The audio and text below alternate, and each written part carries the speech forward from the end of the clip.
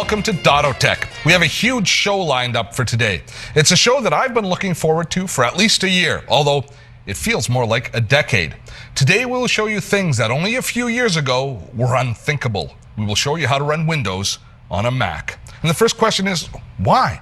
Mac users especially say, why would I want to run Windows on my Mac?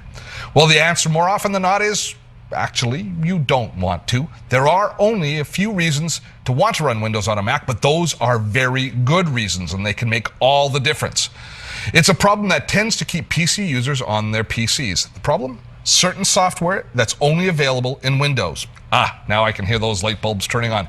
If you run Windows on your Mac, you're going to have all the power and flexibility of the Mac operating system with the added bonus of being able to use those special programs that you need on a PC. It could be, say, an accounting solution or an inventory management tool. In some cases, it's productivity software like Outlook or Lotus Notes if your company is committed to those applications.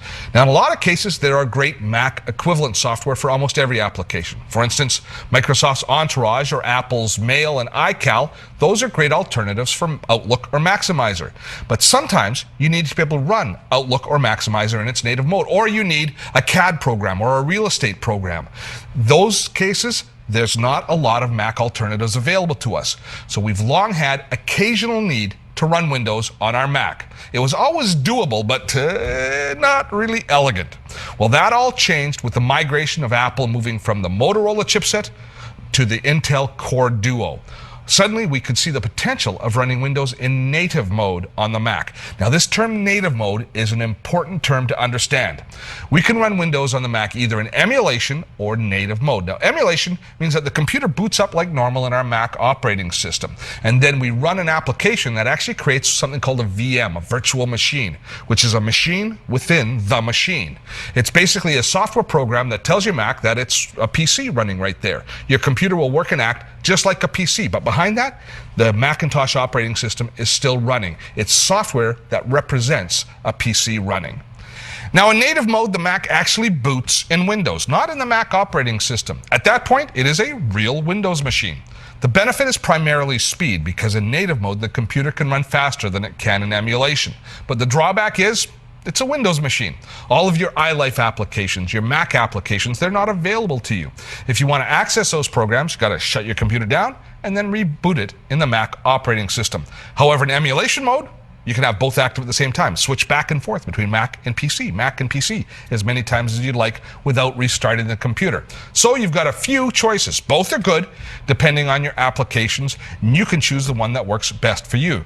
Now, today we're going to show you both ways, but I want to begin by showing you the native solution. Now, Apple ships with a utility called Boot Camp. It allows you to install Windows on your Mac, and I've installed that on this notebook, on this MacBook.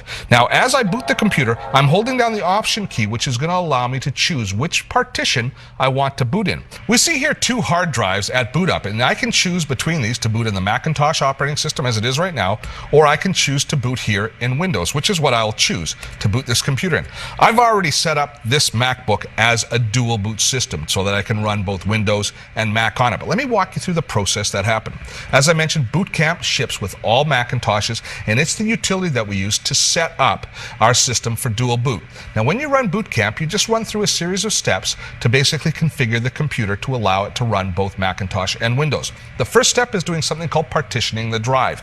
You saw two drives there, but actually that's just one drive. That's the 160 gigabyte internal hard drive from this computer that I partitioned into two different logical partitions. One of them for the Mac to run in and one for Windows to run in. So the first decision we make is how big a partition do we want for each size. We have 160 gigabytes to divide. So you're going to basically make that decision on what type of data and what sort of files you want to store on each partition.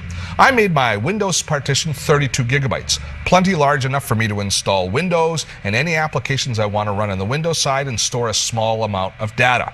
My big time data, my photos, my video, my music, I'm going to store that all on the Mac side because I like working with that in the Mac a lot better. Once we've partitioned our hard drive, the next step is formatting the drive, because the Mac and Windows have different disk formats to run within. The Windows runs under something called NTFS, and the Mac uses HFS, which is the hierarchical file system, and they don't live in the same world. So we have to then format the Windows partition. And this is really the scariest step in the whole process because you actually has to erase that portion of the disk. So you have to be careful as you go along, and it's a good reason to have your entire Mac backed up before you do it in case you make a slight mouse miscalculation. But I think that's very difficult to do. It's pretty straightforward to be able to format it properly without any difficulty. Once you've done that, it's time to install Windows, and you need an original copy of Windows to do that. Just installing Boot Camp only sets the stage for running Windows. You still have to install Windows with a real license before you can actually run Windows.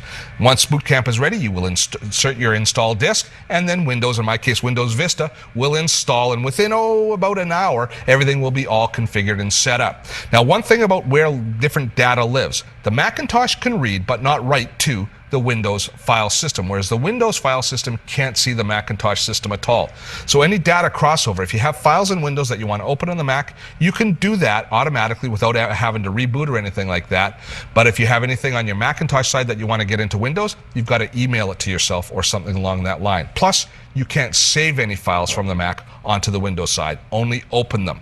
Once you've installed Windows and you've booted it up and it's up and running, then you need to install any applications that you want to run as well. If you want to run Microsoft Office or any other applications, you have to do that at this point as well. Even if you've got Microsoft Office installed in the Mac, it's a different version of Microsoft Office. You have to have the native Windows version running in the Windows partition. As you can see here, we are now running Windows Vista on a Mac. I want to open up Internet Explorer.